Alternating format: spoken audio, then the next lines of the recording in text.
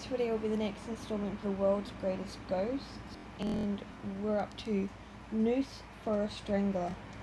George Gaffney was a petty thief. He operated from London's seedy Soho red light district in the early years of this century. His crimes were all minor, except for one, and that was the most serious of all. On the first day of March 1910, Gaffney saw on a street seller's cart a strange 3-foot length of woven silk rope which he recognised as a thuggee cord, used by the Hindu assassin sect in the Middle East to dispatch their victims. Gaffney bought it. 2 weeks later, he used it. The cheap thief had been having problems with a girl named Bessie Graves, who expected him to marry her because she was pregnant, but Gaffney had wooed her under the alias of Arthur Eames. Now he had found a much more promising opportunity. An elderly rich widow named Stella Fortney.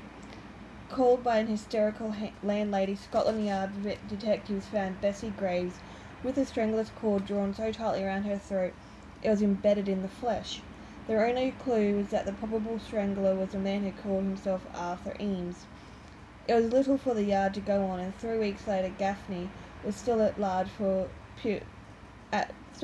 pursuing his romance with the widow. It occurred to him one night that he would make a more impressive appearance if he called on the lady in a hansom cab. A second later he was screaming. In the half-light of the closed vehicle, George found Bessie Graves sharing the seat with him. The dead girl's eyes stared glassily into his, and the swollen tongue lolled from her mouth. For more than a week, Gaffney drank steadily. Then he went to see Stella. She was far from friendly that evening, but melted when Gaffney gave her a stolen diamond ring. They shared a bottle of champagne, after which she sent him to the cellar for another. Bearing a kerosene lamp, Gaffney was halfway down the steps when Bessie Graves climbed out of the darkness to meet him. She had succeeded in loosening the strangler's cord, which swung from her throat like a necklace. But the staring eyes were worse. Screaming, Gaffney threw the lamp at her and crashed headlong to the bottom of the stairs. Gaffney spent 3 weeks in hospital, and when he left he decided that he had only one chance of throwing off the ghosts who would not leave him alone. If he put England behind him forever, perhaps Bessie Graves would remain there too. He booked passage on the line of Montrose for Quebec. With renewed hope he checked into a small hotel on the eve of the voyage. In the semi-gloom of the room he saw Bessie again. This time she had freed herself from the silken noose and was holding it out to him. Feebly he took it from her claw-like fingers.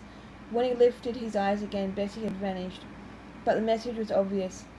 Gaffney sat down and began to scrawl his confession. He told in detail of Bessie's murder and of her successive visits from the tomb. And now, he said, there was no possible escape. Called by hotel staff, men from the Yard broke into Gaffney's room. They found the thief hanging from a beam. They read his confession and agreed at once that the case of the Soho Strangler was closed. Yet there was one element of the case that puzzled them. For the first time, a vital piece of evidence had vanished from the Yard thief-proof vaults. It was a thuggee cord, the same cord that Gaffney used to hang himself in the closet. And that ends that installment of the world's greatest ghosts.